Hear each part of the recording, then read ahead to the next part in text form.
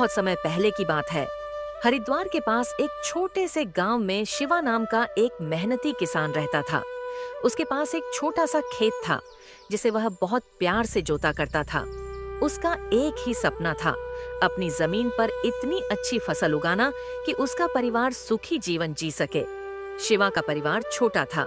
उसकी माँ इमली, पत्नी रीवा और उनका छोटा बेटा आदि।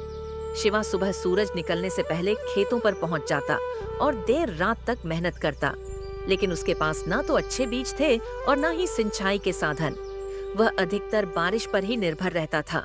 फिर भी शिवा हमेशा भगवान का शुक्रिया अदा करता और उम्मीद नहीं छोड़ता। उसी गांव में मैड मैक्स नाम का एक अमीर साहूकार रहता था। वो जितना अमीर था उतना ही लालची और निर्दयी भी। उसने गांव के कई किसानों की जमीनें कर्ज के बदले हड़प ली थीं। भयानक सूखा पड़ा, महीनों तक बारिश नहीं हुई, फसलें बर्बाद हो गईं। शिवा का भी खेत सूख गया, घर में खाने को भी कुछ नहीं बचा। भाई, अब क्या करें? एक किसान बोला। हमारे बच्चों को खिलाने के लिए भी अन्न नहीं बचा। शिवा ने चिंता भरे स्वर में कहा, शायद हमें गांव की पंचायत से बात करनी चाहिए, कोई योजना निकल आए, या फिर हमें मैड मैक्स से मदद मांगनी पड़ेगी। एक और किसान बोला, नहीं भाई, वो बहुत चालाक है, उससे कर्ज लिया तो फिर जमीन चली जाएगी।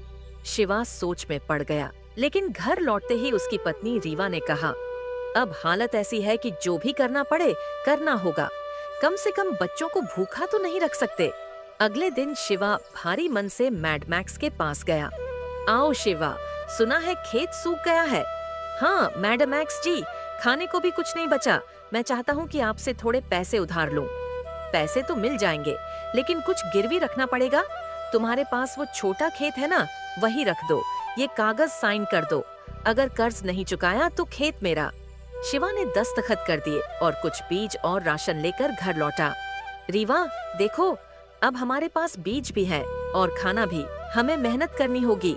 हाँ शिवा, ईमानदारी और मेहनत से हम यह कर्ज जरूर चुकाएंगे। भगवान हमारे साथ है। अगले ही दिन से शिवा ने खेतों में दिन रात एक कर दिया। इस बार अच्छी बारिश भी हुई और मेहनत रंग लाई। खेत में हरी भरी फसल लहराने लगी।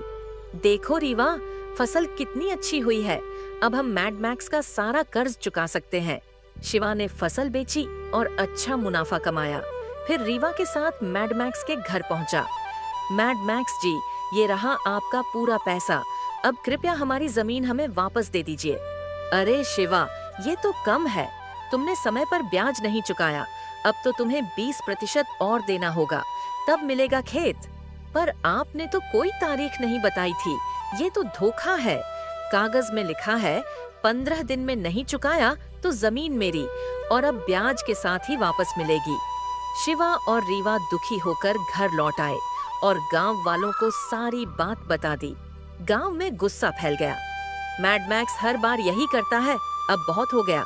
हमें पंचायत में इसकी शिकायत करनी होगी, या फिर चलो पहले उससे मिलकर बात करते हैं। अगर नहीं माना तो सीधा पंचायत जाएंगे। गांव के सभी किसान एक साथ मैड मैक्स के पास पहुंचे। मैड मैक्स, शिवा ने पूरा कर्ज चुका दिया है, अब उसकी जमीन वापस करो। अरे हटो, उसने देरी की है, ब्याज बाकी है। अगर तुमने जमीन नहीं लौटाई तो हम पंचायत जाएंगे और फिर तुम्हारा नाम पूरे गांव में खराब हो जाएगा। पंचायत का नाम सुनकर मैड मैक्स डर गया। नहीं नहीं, मेरी इज्जत मिट्टी में मिल जाएगी।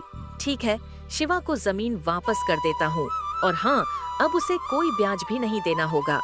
इस घटना ने शिवा को सिखाया कि मेहनत, ईमानदारी और गांव वालों की एकता से कोई भी अन्याय के खिलाफ खड़ा हो सकता है।